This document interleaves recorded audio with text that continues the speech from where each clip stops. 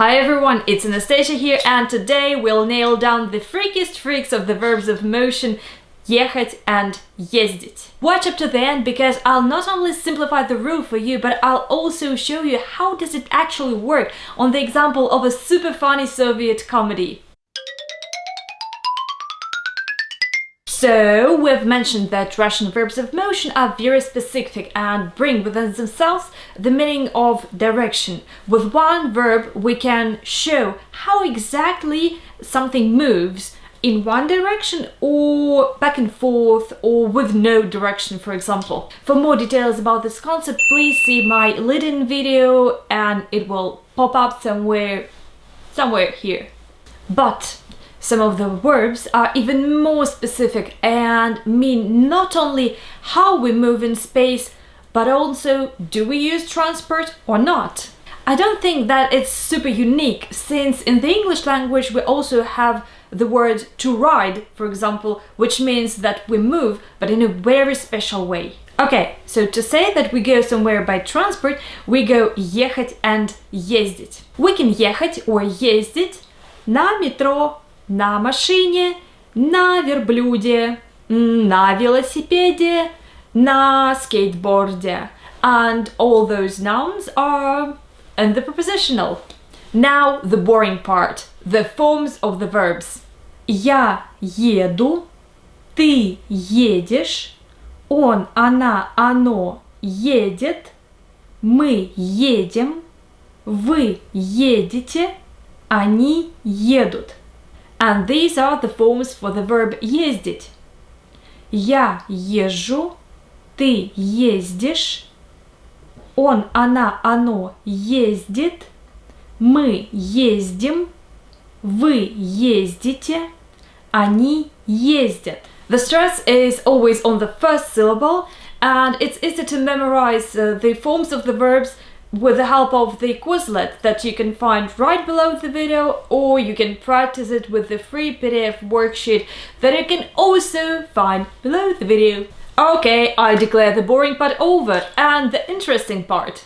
Again, the difference between ехать and ездить is that we use ехать and all its forms when we move in one particular directions. Let me bring in some examples. Я еду на работу. This means that right now I go to work, I have a particular destination, work, and I go there by transport. Я еду в Санкт-Петербург. This means that I go to St. Petersburg and I go there by transport, by car or by train. We call the verb ехать unidirectional because, ta-da! It means going in one direction. We call the verb ездить multidirectional because it means moving in two or more directions, or back and forth, or with no direction at all, which is actually more than two turns again. For example, я езжу на работу на машине. This means that I go to work by transport, and I emphasize that I go there repeatedly. I go there and return, go there and return.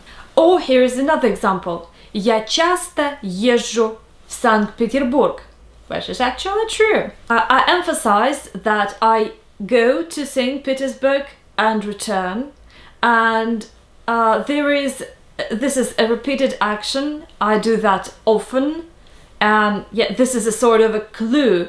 I often do that. I do that from time to time. Okay, I hope that you understand the basic things. I'm super excited to show you how does it work in real life examples. Now I will show you these words in right context, and to do so I will use an old but super funny Soviet comedy, The Amazing Adventures of Italians in Russia.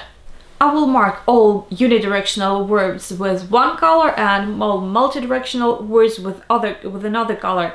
And it would be an awesome practice if you pause the video and try to explain yourself why do I use a certain verb here and not the other one.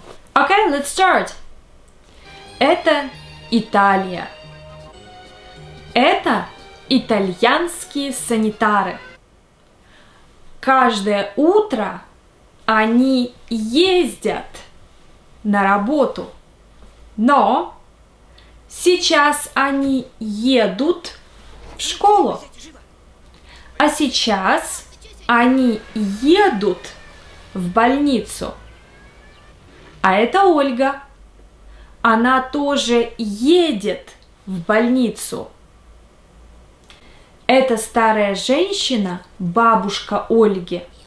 Она русская иммигрантка. Она говорит: «Ольга, у меня много денег, но они в Санкт-Петербурге».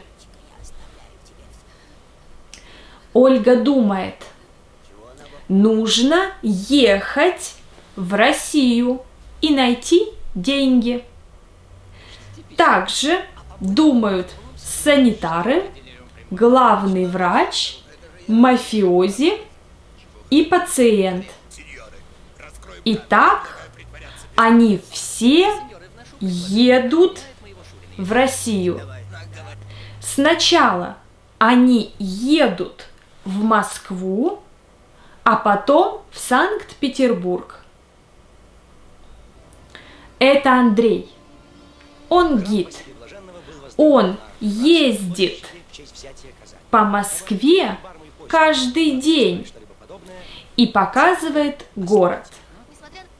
Но ему нравится Ольга, и он тоже едет в Санкт-Петербург. Ольга любит ездить на машине и на мотоцикле, а Андрей любит ездить на поезде.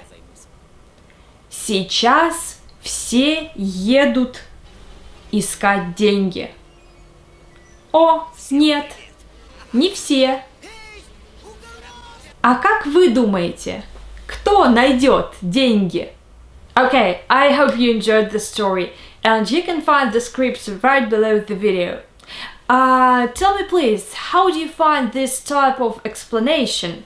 And if you have any questions, don't hesitate to ask them in the comments below. As usual, I invite you to subscribe and to become one of my students. See you in the next videos.